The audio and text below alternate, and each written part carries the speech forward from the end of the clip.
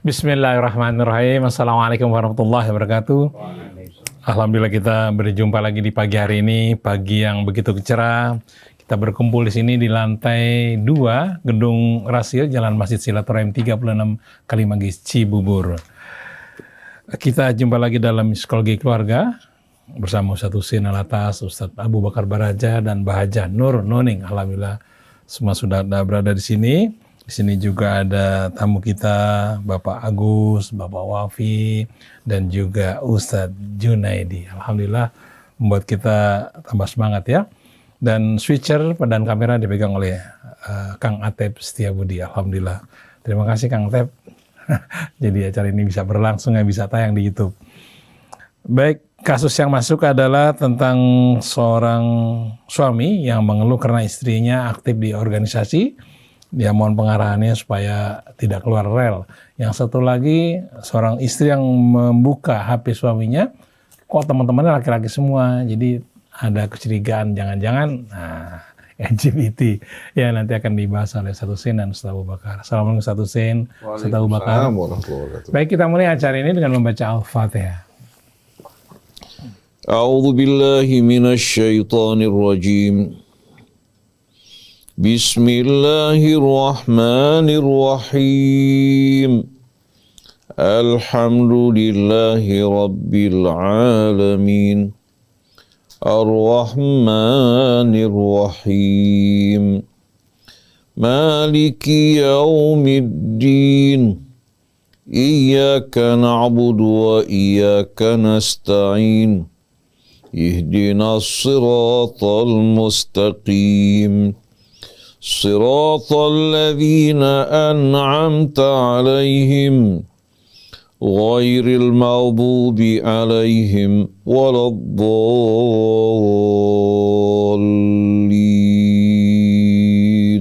Alhamdulillah kita sudah baca Al-Fatihah. Mudah-mudahan Allah memberi kemampuan kita dalam menyelesaikan persoalan-persoalan yang kita hadapi sehari-hari. Baik, untuk detailnya silakan Mbak Nuning dibacakan kasusnya seperti apa. Terima kasih Mas Krisna. Assalamualaikum Ustadz Husin, Ustadz Abu Bakar. Assalamualaikum warahmatullahi wabarakatuh. Yang hadir di sini tanpa kecuali juga yang menyimak acara ini. Dua kasus yang tadi Mas Krisna sebutkan, mudah-mudahan akan juga membuka sekat pemahaman baru bagi kita bagaimana kalau seandainya kita ada di situasi tersebut. Ustadz, saya seorang suami dengan 2 orang anak. Istri saya seorang organisator. Hobinya berorganisasi. Kesibukannya rapat, dan rapat. Saya tidak bisa melarang Ustadz, karena kelihatannya passionnya memang di sana. Mohon arahan Ustadz supaya tidak keluar rel. Itu yang pertama. Kemudian yang kedua, saya seorang istri yang sayang sama keluarga. Tapi perasaan saya selalu gak enak setiap kali melihat suami. Apalagi kalau dia pergi. Seperti curiga sesuatu gitu deh Ustadz. Tapi saya tidak tahu apa yang terjadi pada suami. Pernikahan kami sudah 15 tahun. Anak saya yang besar SMP, kemudian yang kecil 4 tahun. 2 bulan yang lalu saya melihat isi HP suami. Itu baru pertama kali saya melihat HP suami Ustadz. Dan isinya dia selalu bersama dengan teman-teman pria. Semuanya. Saya melihatnya merasa tidak nyaman Ustadz. Kemudian saya bertanya pada suami saya, teman-teman yang di HP itu teman kerja atau teman kuliah? Jawabannya sangat singkat. Tapi kamu gak perlu tahu, yang penting hubungan kita baik, gak ada masalah. Astagfirullah Ustadz, ini yang jadi pikiran saya. Saya takut mengatakannya. Apa yang sebaiknya saya lakukan untuk suami dengan kondisi seperti yang saya gambarkan. Ya Ustadz, itulah kasusnya. A'udzu billahi minasy syaithanir rajim. Bismillahirrahmanirrahim. Alhamdulillahi rabbil alamin. Hamdan katsiran tayyiban mubarakan fih kama yuhibbu rabbuna wa yarda. Ya Rabbana lakal hamdu kama yanbaghi li jalali wajhikal karim wa li 'azimi sultanik. Subhanaka la nuhsi thana'an alaika anta kama asnaita ala nafsik. Falakal hamdu hatta tarda. walakal hamdu idza radit, walakal hamdu ba'da ridha. Allahumma salli ala Muhammadin wa ali Muhammad. Allahumma rabbana atina min indika rahmah wa 'allimna min ladunka ilman nafi'a wa anfa'na bima 'allamtana. Amma ba'du. Ikhwan, akhwat, pendengar, pemirsa Radio TV Silaturahim yang dirahmati Allah, Ustadz Abu Bakar Baraja, alhamdulillah, yang senyumnya selalu memberikan harapan. Ada Ustadz Muhammad Krisna bin Muhammad Ishaq yang memberikan kehangatan dalam acara kita ini. Itu pula Ibu Haja Nur dengan cahayanya yang memberikan penerangan. Ya. Kemudian ada Ustadz Junaidi, ada Bapak Agus, ada Bapak Wafi. Kemudian saudari kita Dinda yang sedang magang, Atep, bersama seluruh keluarga besar Radio Silaturahim, kaum muslimin dan muslimat, seluruh anak bangsa yang dirahmati Allah. Assalamualaikum alaikum warahmatullahi wabarakatuh. Dari dua kasus yang kita dengar tadi, satu keluhan datang dari seorang laki-laki yang mengeluhkan istrinya. Satu keluhan datang dari seorang wanita yang mengeluhkan suaminya. Itulah kehidupan. Dalam kehidupan dunia ini, karena kita semua sedang menjalani ujian, berarti apa? Jangan kita ingin cepat-cepat melihat hasilnya. Kita sekarang beramal, berjuang. Dunia ini merupakan mazra'atul akhirah, ladang pertanian untuk apa? Untuk hari akhir kita. Oleh karena itu hendaknya tujuan yang selalu harus kita ingat, Allah dan hari akhir, bukan dunia, bukan benda yang kita sembah, tapi Allah. Pada saat hati kita selalu ingat pada Allah, mengingat hari akhir, kita mengingat nikmat-nikmat Allah yang menumbuhkan rasa cinta di hati kita pada Allah, akan dapat meluruskan langkah-langkah kita dalam hidup ini. Akan membuat hati kita juga akan selalu teringat kepada Allah. Teringat akan rahmatnya, kasihnya pada kita. Dan kita juga akan berhati-hati. Pada setiap perilaku kita, ucapan maupun sepak terjang kita, baik dalam memperlakukan keluarga kita maupun masyarakat kita, karena khawatir apa yang kita perbuat akan menjauhkan kita dari Allah, dan rahmatnya akan merugikan kita di hari akhir nanti. Allah tidak butuh cinta kita, tidak butuh ibadah kita, tapi cinta kita pada Allah, ibadah kita kepada Allah yang akan dapat menjaga, membentengi, dan menerangi hidup kita semuanya. Dalam kehidupan rumah tangga, dengan sendirinya cobaan akan lebih besar dibandingkan seorang yang belum berumah tangga. Di saat dia memiliki anak, cobaannya akan apa? Akan lebih besar. Tapi Allah tidak pernah membebani seseorang di luar kemampuannya. La yukallifullahu nafsan. Yang terjadi, manusia suka membebani dirinya di luar kemampuannya. Contohnya, gaji cuma 5 juta, tapi pinjamannya miliaran. Tiap bulan cicilannya apa? Besar, akhirnya menekan dirinya. Padahal seharusnya dia sesuaikan belanjanya dengan pendapatannya. Seperti firman Allah, walladzina idza anfaqu lam yusrifu wa lam yaqturu.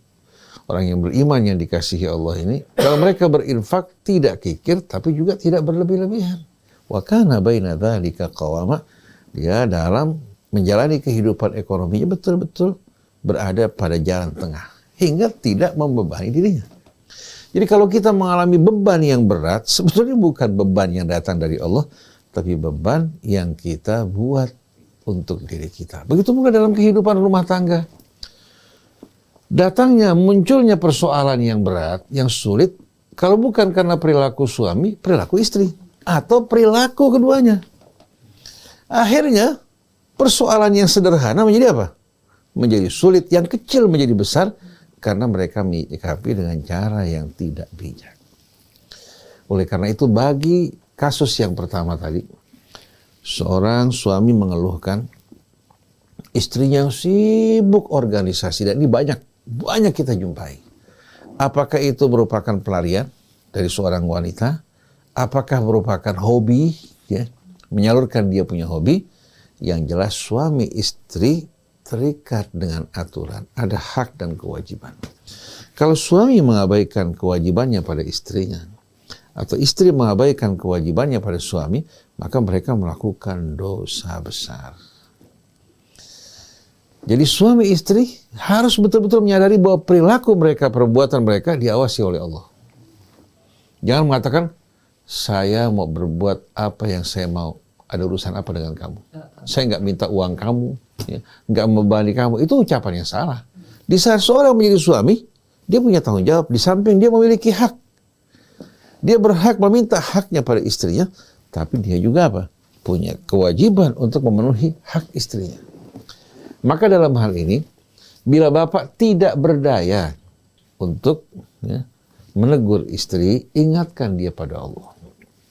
Mungkin bapak tidak punya kemampuan, minta pada orang yang arif, yang memahami agama Allah untuk memberikan nasihat.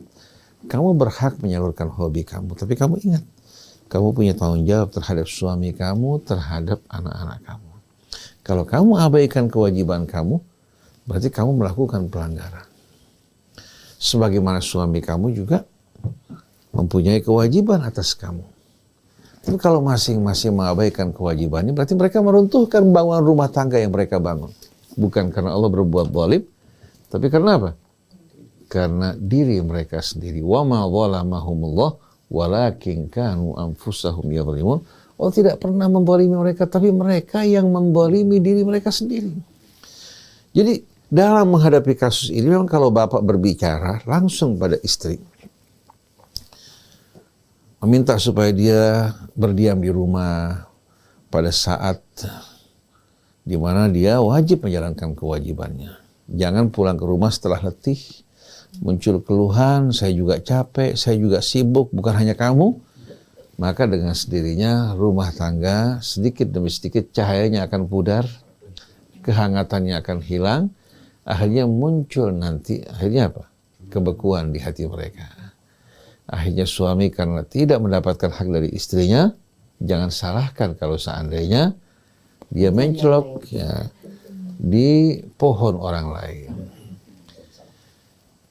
Nah, kalau seandainya istri kebetulan merasa dirinya pandai, dia merasa pandai bergaul, pandai berorganisasi, jangan dia menganggap bahwa ini kelebihan kalau dia mengabaikan kewajiban suaminya dan kewajiban anak-anaknya. Sebagaimana Allah Subhanahu wa taala dalam Al-Qur'an mengatakan walahunna mithlul ladzi 'alaihinna bil ma'ruf. Mereka sebagai wanita memiliki hak atas suami mereka sebagaimana juga suami mereka memiliki hak atas mereka bil ma'ruf, dengan cara yang ma'ruf. Saya yakin kalau dua-duanya menjalankan kewajibannya, yang akan tumbuh kecintaan, kehangatan, kemesraan. Rumah mereka akan terang benderang dan beban hidup mereka akan ringan. Tapi kalau salah satunya mengabaikan kewajibannya atau dua-duanya apalagi, maka yang akan terjadi waliyadzubillah hanyalah ketegangan. Nah, ini yang tidak diinginkan oleh Allah yang menciptakan kita, yang tahu apa yang baik buat kita. Bukan hanya dalam waktu cepat, tapi yang baik hari ini dan seterusnya. Yakinlah, petunjuk Allah Subhanahu wa taala mengajak kita untuk menuju kehidupan yang lebih indah. Jadi suami kalau bisa langsung menasihati istri, kalau tidak minta orang yang pandai mengingatkan istri. Mengingatkan juga peringatan-peringatan Allah bagi orang yang tidak menjalankan kewajibannya.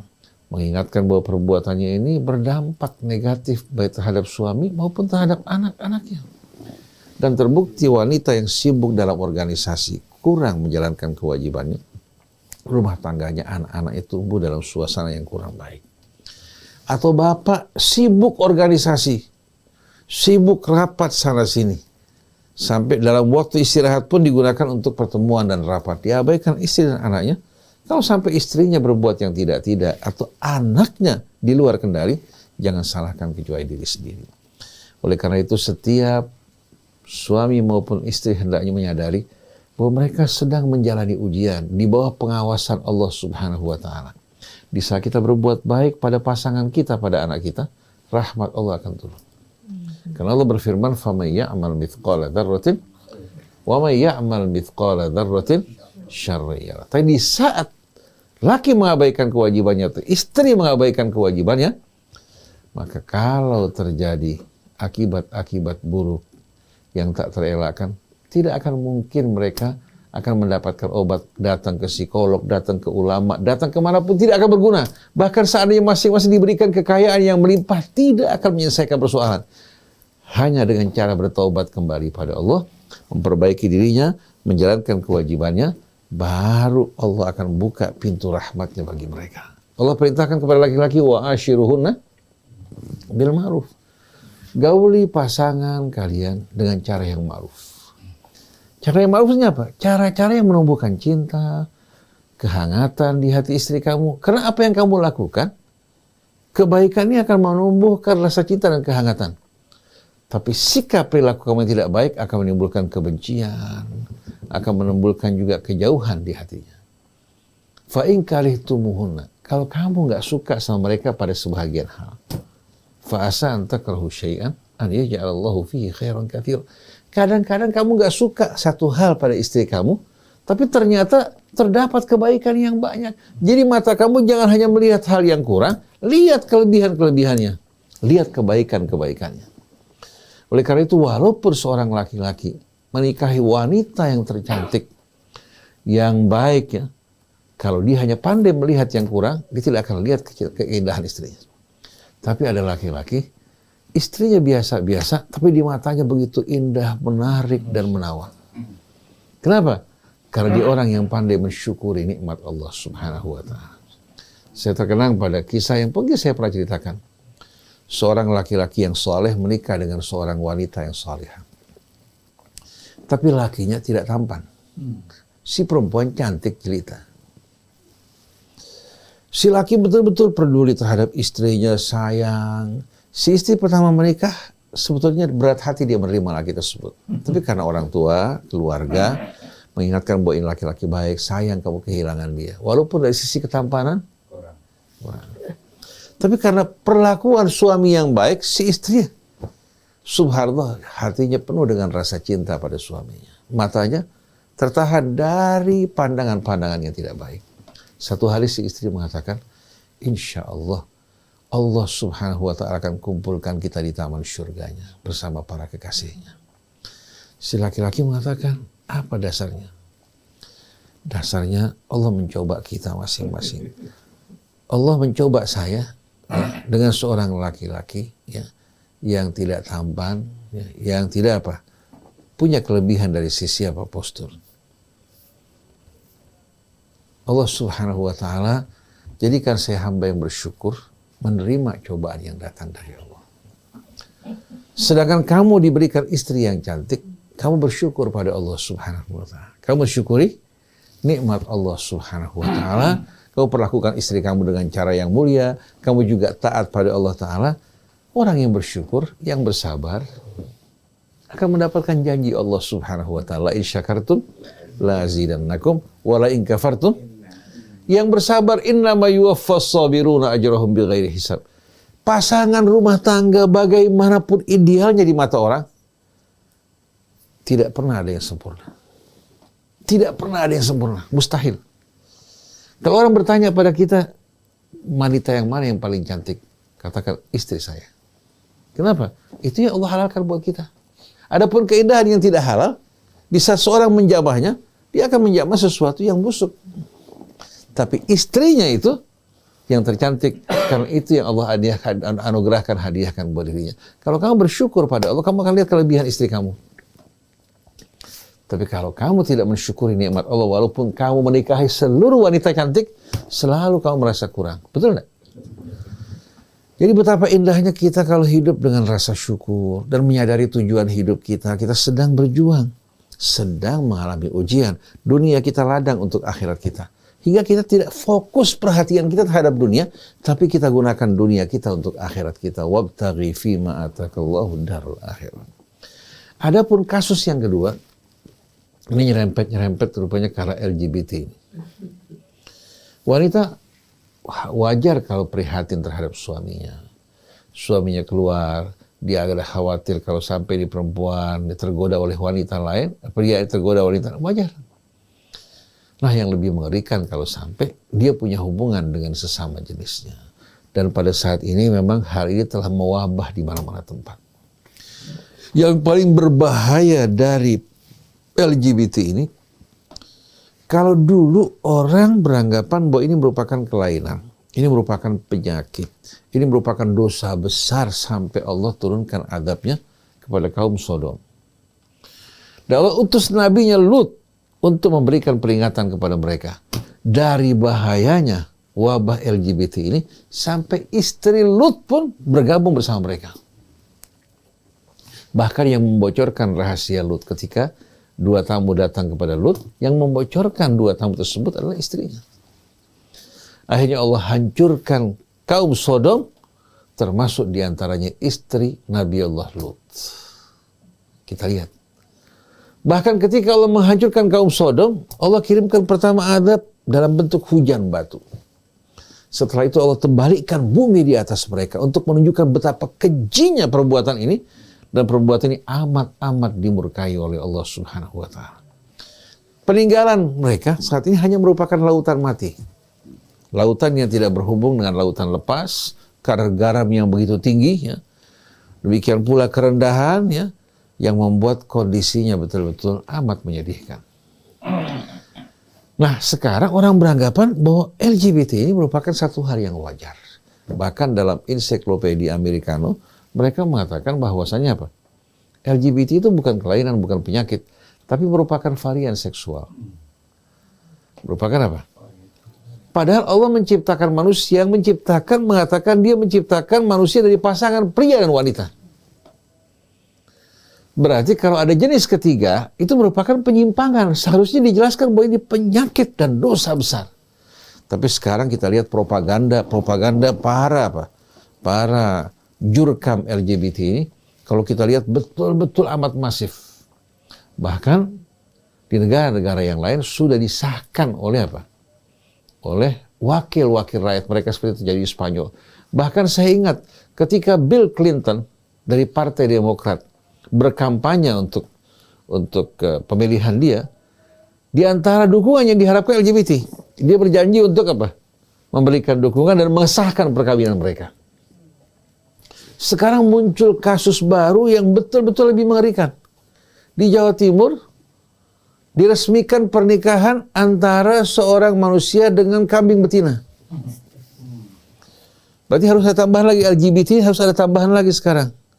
Tambahan A kalau perlu. Itu hubungan dengan animal, dengan hewan. Dan ini dianggap biasa. Berarti apa? Manusia sudah betul-betul keluar dari fitrahnya. Nah, ibu kalau prihatin terhadap suami, itu wajar. Nah, cuma sekarang bagaimana ibu menghadapi suami? Kalau suami jauh dari Allah, dengan sendirinya dia tidak menyadari bahwa perbuatan ini perbuatan yang tidak benar. Oleh karena itu, ibu harus berusaha bagaimana mengingatkan suami akan azab Allah. Tapi jangan dengan cara yang bagaimana? Dengan cara yang arogan. Kalau perlu ibu cari rekaman-rekaman ceramah, dibacakan supaya didengar oleh semuanya. Jadi kalau keluarga kita tidak pernah mendengarkan peringatan dan teguran-teguran datang dari Allah dan tidak menyadari tujuan hidupnya, dengan mudah terjerumus. Kalau ibu baru prihatin karena masalah ibu berkaitan dengan suami ibu tidak menyadari bahwa ini perbuatan kalau betul-betul dilakukan merupakan perbuatan yang dimurkai Allah, ibu salah besar. Jadi kita harus menyadari bahwa ini bukan hanya masalah pribadi kita. Bukan ibu prihatin karena menyangkut diri ibu. Tapi ibu harus prihatin terhadap perbuatan-perbuatan yang dimurkai Allah agar tidak terjadi bukan hanya pada suami tapi juga pada anak-anak ibu. Jadi kalau bisa ayat-ayat Allah dibacakan. Ibu sebagai istri dengan lemah lembut mengingatkan suami untuk tidak mendekati hal-hal yang buruk. Ibu juga ingatkan, saya juga berusaha untuk menjauh dari hal-hal yang buruk demi rumah tangga kita, demi keselamatan kita di hari akhir. Oleh karena itu setiap anak manusia mengaku beriman, dia harus berhubungan langsung dengan Al-Quran. Harus mendengarkan ayat-ayat Allah yang datang dari Tuhannya. Tapi yang terjadi sekarang, kita lebih banyak terhubung dengan manusia daripada terhubung dengan Allah Subhanahu wa Ta'ala. Sedangkan sesama manusia kan sama dengan kita. Sama dengan mereka juga punya kekurangan. Terkadang pendapat yang mereka utarakan pendapat-pendapat yang sifatnya apa? Sifatnya nisbi, ada keberpihakan. Oleh karena itu laki-laki sering mengeluarkan pernyataan-pernyataan yang terkadang kalau kita perhatikan berpihak pada kepentingan laki-laki. Seperti ada seorang ustadz mengatakan bahwa mahar itu merupakan apa? Harga untuk membeli seorang wanita. Lalu dia bisa saja membawakan pendapat-pendapat sebagian orang. Karena pendapat ini keluar dari seorang laki-laki yang ingin memanfaatkan wanita dan perkawinan untuk kepentingan dia. Padahal Allah tidak pernah sama sekali menerangkan dalam kitab seperti ini. Allah katakan nisa'ukum harthul lakum fa'tu harthakum anna syi'tum hunna libasul lakum wa antum libasul lahun. Allah nyatakan dalam Quran bahwa mahar itu saduqat, bukan nilai untuk membeli seorang wanita. Mana mungkin seorang wanita hamba Allah yang Allah ciptakan dinilai dengan uang mahar yang ada artinya? Tapi mahar itu bukti ketulusan kecintaan dia untuk menikahi wanita tersebut, bukan nilai untuk membeli seorang wanita. Tapi kalau ayat-ayat Allah kita baca, istri kita, suami, anak-anak mendengarkan dan selalu diingatkan, apalagi terjemahan sekarang baik dalam bentuk tulisan maupun dalam bentuk suara sudah banyak. Kalau kurang jelas, tanya pada orang-orang yang ahli. Jadi kita wajib orang yang beriman setiap hari itu harus berinteraksi dengan Al-Quran. Dengarkan ayat. Kalau bisa orang tua, suami, istri, tiap hari bacakan 5-6 ayat untuk keluarga semua sebelum mereka menjalankan tugas mereka masing-masing. Baik yang bekerja maupun yang sekolah atau yang melakukan berbagai macam tugas yang lain. Kalau seorang laki-laki merasa apa yang dilakukan ibadah, seorang wanita juga merasakan tugas dia ibadah, dia akan mendapatkan motivasi yang tidak akan membuat dirinya jemu maupun bosan. Ada seorang ustaz bertanya sama saya, Ustaz, bagaimana caranya supaya kita ini punya motivasi untuk mempelajari agama dengan penuh semangat, begitu pula mengamalkannya. Kalau kita belajar agama hanya dari tulisan-tulisan manusia, mempelajari hukum, halal, haram, wajib, dan lain sebagainya, tidak bersentuhan dengan firman-firman Allah, kita tidak akan merasakan getaran. Tapi kalau mendengarkan Allah berbicara langsung kepada kita, mendengarkan tuntunannya, janjinya, peringatannya, ancamannya, apalagi diingatkan dengan nikmatnya, muncul rasa hormat, cinta kepada Allah. Begitu muncul cinta di hati kita, maka apapun yang berat akan menjadi ringan, yang jauh akan menjadi dekat, bahkan yang mustahil dengan cinta bisa betul-betul menjadi kenyataan. Oleh karena itu hidup ini menjadikan Allah sebagai tujuan, cinta kepadanya merupakan tujuan dari orang-orang yang beriman yang selalu berada dalam penerangan dan rahmat Allah Subhanahu wa taala. Jadi ibu, dekatkan diri pada Allah, ingatkan di rumah untuk selalu betul-betul mendengarkan bimbingan, petunjuk dan peringatan-peringatan yang datang dari Allah. Kalau perlu, adakan majelis ta'lim yang membacakan ayat-ayat Al-Quran. Mudah-mudahan suami ibu mendapatkan hidayah dan petunjuk dari Allah Subhanahu wa taala. Masya Allah, Mas Krisna. Jadi ikhwan akhwat, seberapa hangat hubungan kita dengan pasangan tentunya akan menjadi bagian dari responnya yang berkembang seperti apakah gerangan. Mari kita bertanya, nggak usah ke rumput yang bergoyang ya, pada diri sendiri apakah benar kita sudah berikan sesuatu yang diperlukan di dalam hubungan kita di rumah. Dari dua kasus yang sangat miris ini, kira-kira kata psikolog kita seperti apa? Mari kita simak. Bismillahirrahmanirrahim. Assalamualaikum warahmatullahi wabarakatuh. Waalaikumsalam warahmatullahi wabarakatuh. Alhamdulillah, kasusnya sulit saya mengatakan, sangat berat. Tapi saya teringat apa yang Allah katakan bahwa khalaqnal insana fi ahsani taqwim summa radadnahu asfala safilin. Jadi kalau ada yang namanya menyimpang, bahwa dia tidak benar kalau dikatakan dia sudah harus seperti itu, tidak. Karena itu menyimpang. Ya. Jadi tadi sudah dikatakan bahwa dulu, sekarang dikatakan bahwa itu suka sama suka atau varians seksual atau apa saja yang namanya. Dulu kurang lebih 5-10 tahun yang lalu itu dikatakan penyakit oleh orang-orang Amerika sendiri, orang psikiater sendiri. Namun perkembangannya berubah menjadi satu yang disebut dengan bahwa itu merupakan asal muasalnya memang sudah dasarnya. Dikatakan pula bahwa mereka melakukan tersebut memang sudah kodratnya. Nah, kalau kita lihat khalaqnal insana fi ahsani taqwim, bukan kodratnya. Nggak akan terjadi kodrat. Kodratnya kenapa? Summa rodatnahu. Kok saya yang jadi tafsir? Oke. Jadi kita bisa perhatikan bahwa itu merupakan penyimpangan jelas. Apa yang terjadi penyimpangan tersebut? Kita bisa perhatikan. Ketika mereka mengalami, pertama, labelisasi. Pertama itu yang sering terjadi, mereka itu dilabelisasi. Ya, misalnya masih anak-anak dikatakan, ih banci. Itu masuk ke dalam memorinya. Ketika dia sudah masuk ke dalam memorinya, itu akan terus berkembang. Rasa itu berubah karena ada labelisasi. Rasa dia sebagai seorang laki-laki, sebagai seorang wanita, itu berubah menjadi sesuatu yang dia tidak bisa mendapatkan dirinya sebagai laki-laki. Yang Allah katakan ahsani taqwim. Tidak bisa. Karena dia berubah. Kenapa? Labelisasi. Maka memorinya dia selalu merasakan bahwa saya bukan laki-laki. Saya bukan laki-laki.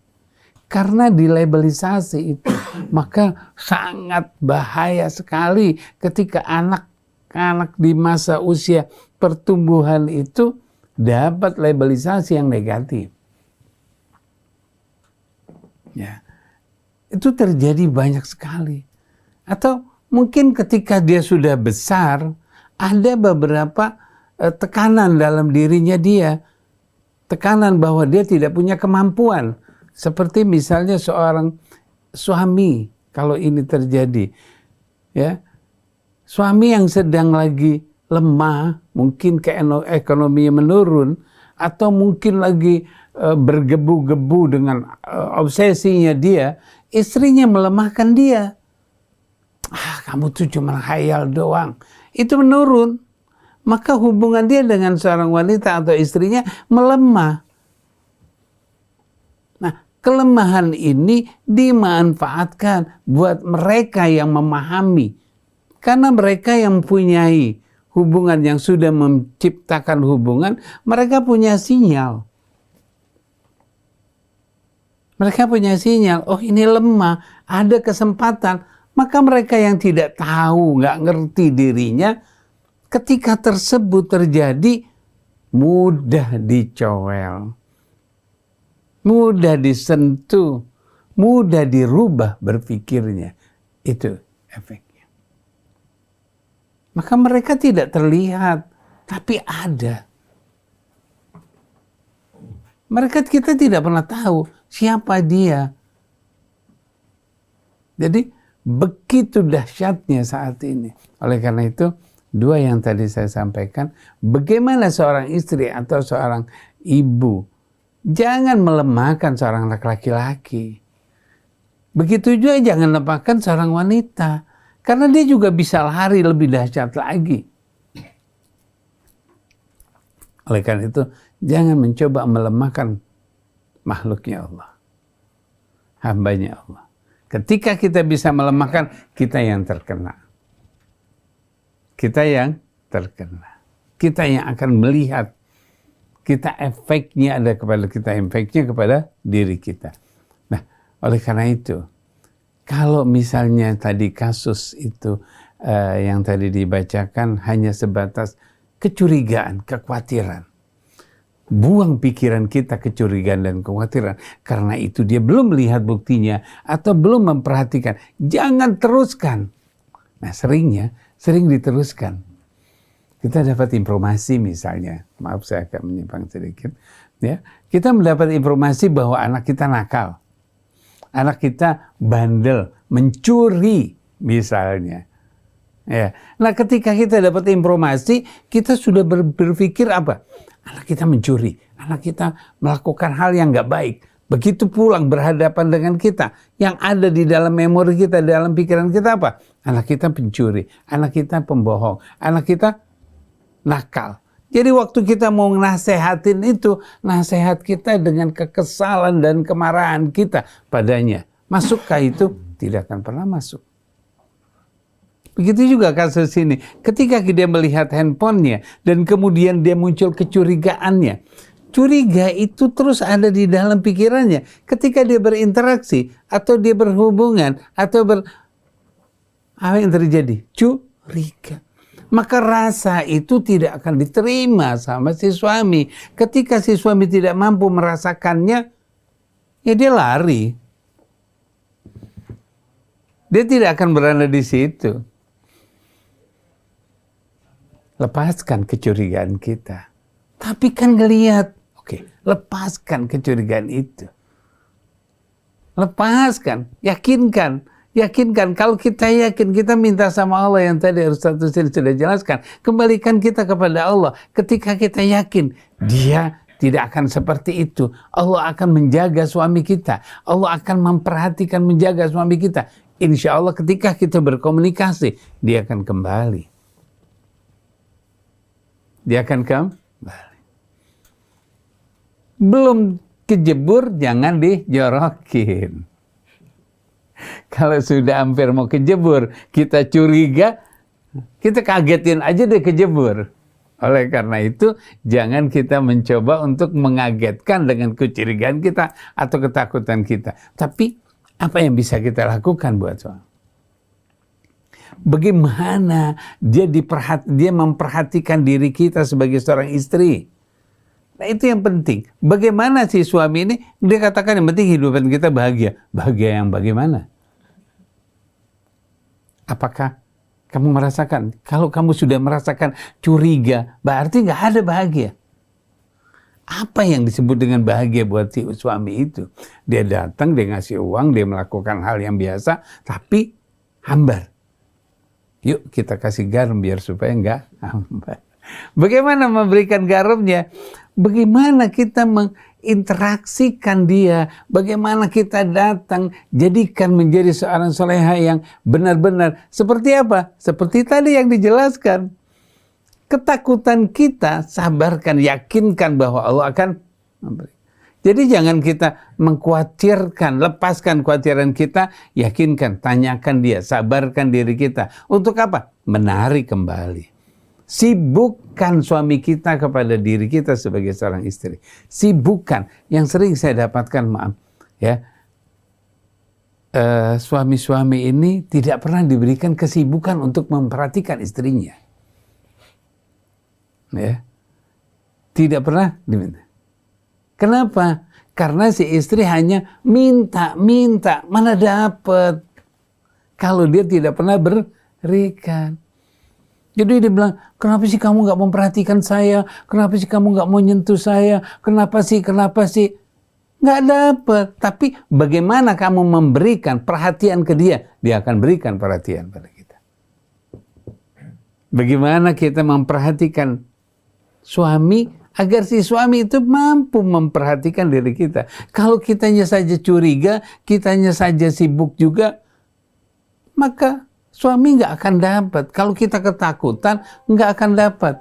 Oleh karena itu, kitanya memperhatikan. Bagaimana kita memperhatikan itu agar supaya kita mendapatkan perhatian. Jangan mencoba minta. Berikan, kita dapat. Kalau kita berusaha minta, akhirnya kita maaf. Jadi tukang minta. Ya, berikan, kita akan dapat. Berikan perhatian mereka, banyak yang lari. Mereka banyak saya dapatkan juga suami yang menyimpang seperti itu. Dikatakan, bagaimana saya bisa nggak menyimpang? Orang saya lebih nyaman di sana. Yuk, berikan kenyamanan, berikan kesejukan. Ya, jadi begitu seorang laki-laki melindungi, ya, istri bikin nyaman, si pelindung itu senang. Tetap dia akan tetap. Kalau misalnya dia melindungi, tapi gini, kamu cuma begitu doang sih. Lagi diberikan pelindungan, jangan yang itu dong, yang ini dulu. Allah. Ini karena banyaknya HP yang dipegang di tangannya. Oke, ya, coba kita perhatikan. Sibukkan di antara keduanya, saling bagaimana dia merebut kita. Begitu juga yang kasus yang kedua. Ya, kasus yang kedua itu adalah bagaimana si istri yang sibuk sekali karena dia tidak pernah dibikin sibuk. Suaminya tidak pernah mau bikin sibuk untuk si istri sibuk sama suaminya. Kalau dia tuh passionnya di organisasi, buat organisasi rumah. Bikin di organisasi di rumah itu dibikinkan, membuat satu misalnya jadi ketua, jadi bendahara, buat anak-anak melakukan aktivitas di rumah, atau bikin acara di rumah berdua, bikin macam-macam lah, banyak itu, ya. Mbak Nuning pintar kalau soal bikin kayak gitu. Oke. Jadi suami yang di luar seperti itu yang salah istrinya dong karena tidak memberikan kenyamanan. Terus istri yang sibuk melulu dengan organisasi yang salah suaminya dong karena tidak memberikan couplingnya di rumah gitu. Jadi tidak ada yang salah kalau kita lihat dua kasus yang sama-sama istri dan suami yang muncul dengan kasus ini, artinya tidak ada yang salah. Tapi belum dia menciptakan, perhatikan. Belum menciptakan bagaimana memberikan. Seorang suami berikan agar supaya istrinya itu sibuk dengan dirinya. Seorang istri berikan agar supaya suaminya sibuk dengan dirinya. Kalau dia sibuk dengan suaminya, kalau dia sibuk dengan istrinya, nggak mau dia sibuk sama orang lain. Karena sibuk sama orang lain tuh nggak enak. Kalau dia sibuk dengan istrinya, pasti nyaman. Karena itu yang hak, yang benar, ya. Insya Allah, kalau kita mampu mensibukkan diri kita, yakinkan bahwa kehidupan kita akan harmonis. Sakinah, mawaddah, warahmah ada di situ. Yang keduanya, saling memberikan kesibukan. Bukan saling meminta atau merebut. Tidak, saling memberikan. Kalau mereka saling memberikan, berusaha bagaimana memberikannya, bagaimana kita memberikannya, bukan minta. Kenapa sih dia nggak ngasih? Dianya sih diem aja, kok dianya begitu, nggak dapat. Tapi bagaimana saling memberikan? Artinya tidak ada yang salah, tapi bagaimana kita belum melakukannya. Ketika kita belum, yuk kita lakukannya. Insya Allah sakinah, mawaddah, warahmah selalu ada di rumah tangga kita. Terima kasih. Amin. Tapi Mas Krisna, ini bukan hal mudah membuat pasangan nyaman. Apalagi kalau usia perkawinan angkanya sudah lebih dari 1 windu gitu. Dan Ustadz Hussein pasti akan bisa memberikan gambaran gimana sih kalau pria sering berkumpul sama pria lebih banyak daripada dengan lawan jenisnya, itu ada kecenderungan untuk hal-hal kok nyaman ya kalau dengan mereka, atau wanita juga kayak gitu. Sebetulnya masalahnya bukan berkumpul bersama pria. Masalahnya begitu ketakwaan hilang. Walaupun dia tidak berkumpul bersama pria, bisa aja berkumpul dengan lawan jenis yang diharamkan Allah Ta'ala kan. Betul enggak? Oleh karena itu Allah jelaskan sebab kenapa seorang menyimpang, pria ataupun wanita. Pada ayat 36 dari surat Zukhruf Allah berfirman, "Wa may ya'shu an dzikrir rahman nuqayyid lahu syaitanan fahuwa lahu qarin." Seorang ya, di saat dia lengah ya, an dzikrir rahman, dari zikir, pelajaran dan pengingat yang Allah Subhanahu wa Ta'ala yang Maha Pemurah berikan untuk kita. Begitu kita lengah, syaitan langsung akan apa? masuk, menyelubungi dirinya. Nuqayyid lahu syaitan. Kami akan biarkan syaitan menyelubungi dirinya. Fahuwa lahu qarin, maka kemana dia pergi, pria ataupun wanita, syaitan akan selalu mendampingi dirinya. Dan ini bukan hanya terbatas pada orang awam, ulama juga begitu. Walaupun dia hafidz Quran, berilmu, ya. Tapi begitu dia lengah dari Allah, lengah dari pengingat yang Allah berikan kepada kita, yaitu kitab suci. Kami akan biarkan syaitan menyelubungi dirinya. Sampai apa? Dia melakukan perbuatan yang jelas-jelasan salah, menyimpang dari kebenaran, menyimpang dari ilmu yang dia tahu, dia nggak merasa salah. Bahaya nggak? Karena terselubung oleh syaitan. Nuqayyid lahu syaitan fahuwa lahu qarin. Jadi yang akan menjadi pendamping, penasehat, yang mengilhami semua perbuatan adalah syaitan. Wa innahum la yasuddunahum anis sabili wa yahsabuna annahum muhtadun. Yang paling mengerikan, syaitan ini, baik syaitan dari kalangan jin yang membisikkan dia atau syaitan dari kalangan manusia, benar-benar memalingkan mereka dari kebenaran. Menghiasi yang buruk menjadi indah, yang baik menjadi buruk, ya. Wa yahsabuna annahum muhtadun, dan membuat orang-orang ini yang dipengaruhi syaitan walaupun sesat merasa mereka berjalan dalam kebenaran. Bahaya enggak? Jadi siapapun begitu dia lengah dari Allah, tidak sama sekali dekat dari peringatan-peringatan yang Allah berikan kepadanya, maka yang akan terjadi waliyadullah, dia akan menjadi teman setia syaitan. Oleh karena itu, jangan heran kalau kita saksikan orang-orang yang diberikan ilmu bisa melakukan perbuatan-perbuatan yang tidak patut. Menyelewengkan ayat Allah, melakukan perbuatan yang rendah dan hina. Jadi jangan pernah kita merasa aman bersama diri kita, kecuali kalau kita bersama Allah. Pada saat kita bersama Allah, baru kita aman. Tapi di saat kita bersama diri kita, bersama apa yang kita miliki, kita merasa seolah-olah kita apa? Terjaga, terlindungi, maka pada saat itu syaitan akan masuk ke dalam hati kita dengan mudah. Dan akan membuat kita melakukan perbuatan buruk, merasa ini perbuatan yang benar. Setelah itu apa? Hatta idza ja'ana qala ya laita baini wa bainaka bu'dal masyriqaini fa bi'sal qarin. Hingga begitu datang ke hadapan kami di hari kemudian nanti, dia bersama teman-temannya yang membusukkan dia, yang merusak dirinya, dia mengatakan, coba antara aku dan kamu terpisah oleh jarak timur dan barat. Sungguh engkau seburuk-buruknya teman.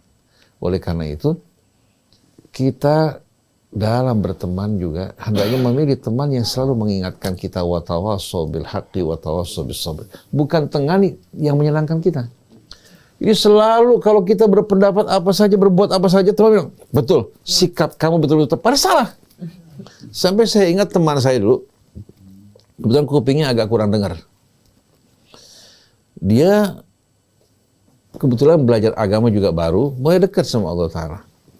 Kalau dia lagi berpendapat, ya, yang di sekeliling selalu mengatakan, benar, benar, benar. Sampai dia mengatakan, saya merasa kamu selalu ngikutin saya. Saya tanya sama kamu, selalu kau benarkan saya, walaupun saya salah. Jadi si teman kan berasa, dia berasa diri salah dalam keputusan, tapi didukung. Karena ingin menyenangkan. Nah, ini bahaya sekali. Makanya Allah sebutkan syarat keselamatan dari kerugian, iman, amal soleh, dan lingkungan. Wa tawassaw bil haqqi wa tawassaw bis sabri, yang selalu mengingatkan kita untuk berpegang pada kebenaran dan sabar. Sabar bukan hanya nasihat. Kalau dia nggak punya beras, bantu beras. Dia sedang sedih, kita hibur dia, betul nggak? Jadi bukan hanya nasihat sabar. Ini orang jelas-jelas lapar, suruh sabar tanpa makan, kan repot kan? Jadi begitu kita lengah dari Allah, siapapun juga, laki atau wanita. Tapi begitu seorang wanita dekat dengan Allah laki-laki, saya kenal seorang wanita, baik jaga dirinya, digoda dengan macam-macam, tidak sama sekali bergetar. Kenapa? Inni akhafullah rabbal alamin. Suami berbuat yang tidak-tidak, ya, tapi dia sama sekali tetap dalam keridhaan Allah. Suami saya bertanggung jawab di hadapan Allah atas dirinya, saya akan mempertanggungjawabkan amal saya. Masa saya akan merusak diri saya karena perbuatan suami? Yeah. Betul nggak? Jadi jangan mengatakan bahwa perempuan itu makhluk yang paling gampang untuk apa? Tergoda, tidak. Ini semua karena mereka bersandar pada apa yang telah beredar dan viral, wanita diciptakan dari iga laki-laki yang bengkok. Kalau kamu paksakan lurus, dia akan patah. Kamu biarkan tetap bengkok. Ini ucapan apa? Ini bukan dari Al-Quran, bukan juga dari ucapan Rasul, tapi dari perjanjian lama yang menggambarkan wanita diciptakan dari iga laki-laki yang bengkok. Kita lihat pahlawan wanita seperti Sayyidah Khadijah, hartanya, dirinya, bahkan diboikot di lembah Abu Thalib, dia tidak sama sekali apa. Kita lihat contoh yang lain, ya. Kita dengar kisah Masyitah kan, wanita yang menyisir apa? Yang menyisirkan apa? Istri Fir'aun kan, yang bersama Asia. Ya. Kita dengar juga kisah Maryam. Kita dengar juga kisah istri-istri Rasul dan putrinya Sayyidah Fatimah. Kita dengar sekian banyak pejuang-pejuang wanita. Dan sekarang, di tengah-tengah kita saya jumpai banyak pejuang-pejuang wanita yang membela kebenaran dan tidak takut menghadapi ancaman. Jadi pria wanita sama. Begitu dia ingat Allah, takut pada Allah, Allah akan jaga diri mereka. Di saat menyimpang dari Allah, siapapun dia. Oleh karena itu, kenapa Allah perintahkan kita dalam menikah, laki-laki mencari pasangan yang takut pada Allah. Wanita juga begitu. Cari pasangan yang takut kepada Allah. Tapi kalau hanya lihat tampan dan cantik, siap-siap menghadapi konsekuensinya. Siapa yang menikahi wanita karena kecantikannya, Allah jadikan kecantikannya fitnah buat dia. Begitu juga siapa yang menikahi pria karena ketampanannya, yang suka sama yang tampan bukan hanya dia. Wanita-wanita lain juga apa? Apalagi kalau sukses. Laki-lakinya sukses, akhirnya yang berkerumun di sekelilingnya banyak kan? Saya ingat seorang perempuan datang ngadu sama saya, Ustadz, saya paling jengkel kalau pergi ke acara perkawinan, resepsi. Saya nggak pergi, saya takut suami saya diambil orang. Saya pergi, perempuan tuh nggak malu-malu, ngedipkan mata terhadap suami depan saya. Sampai saya aling-alingin, mereka masih juga. Bayangkan coba. Ini true story. Jadi bagaimana perempuan-perempuan ini merasa apa? Itu suami kamu bukan hanya hak kamu. Kami juga berhak atas suami kamu. Begitu. Terang-terangan coba. Jadi kalau kita lihat bagaimana di saat orang tidak ingat Allah, perbuatan yang memalukan mereka lakukan. Nah, kita minta keluarga kita, diri kita, anak kita, lingkungan kita agar dijaga oleh Allah dan hidup dalam lingkungan orang yang bertakwa akan membantu kita untuk menjaga kebersihan kelurusan hidup kita, insya Allah. Nah, mudah-mudahan Bapak Ibu yang sedang menghadapi cobaan, kita semua sama-sama menghadapi cobaan. Minta agar Allah selalu menjadikan Allah sebagai ingatan kita, harapan kita, dambaan kita, dan kita hidup di dunia bukan untuk dunia, tapi dunia kita untuk Allah Subhanahu wa Ta'ala. Amin ya rabbal alamin. Ada sedikit waktu masih Mas Krisna. Kalau kedekatan dengan Allah memang sedemikian rupa menjadi yang tidak bisa ditawar. Tadi saya tertarik dengan, ada nggak sih tips biar dibenci sama setan? Biar setan nggak suka sama kita gitu loh. Setan termasuk yang paling tidak suka melihat manusia membaca Al-Quran. Oh, berarti itu merenungkan ayat-ayat Al-Quran. Manusia yang selalu mengingat Allah yang paling dibenci oleh setan. Dan manusia yang bertaubat dari kesalahannya merupakan manusia yang paling dibenci oleh setan. Setan sudah kerja susah payah membangun bangunannya, menjadikan kita sebagai anteknya. Tahu-tahu dia taubat. Bayangkan coba, bangun sudah dibangun runtuh. Bagaimana perasaannya? Oleh karena itu Allah bilang innallaha yuhibbut tawabin wa yuhibbul mutatahhirin. Allah paling menyukai hamba-hambanya yang suka bertobat dan suka mensucikan diri. Dan mereka orang yang paling dibenci oleh Allah Subhanahu wa Ta'ala. Dari teman, syaitan berkhianat pada syaitan. Maka dengan sendirinya kita tahu bagaimana kebencian seseorang terhadap orang yang berkhianat kan. Nah, syaitan lebih benci lagi terhadap manusia-manusia yang taubat pada Allah. Selama ini kamu sudah jadi teman kita, menjadi apa? Kroni kita. Sekarang kamu khianati kita setelah kita berikan berbagai macam janji kesenangan. Betul nggak? Manusia kan nggak luput dari dosa. Jadi siapapun, betapapun besar dosanya, jangan pernah putus asa. Tinggalkan jalan syaitan, berkumpul bersama Allah. Allah akan sambut kehadiran Anda dan ampuni seluruh dosa Anda semuanya. Kalau kita meninggalkan setan, setannya nggak akan balas dendam kan Ustaz?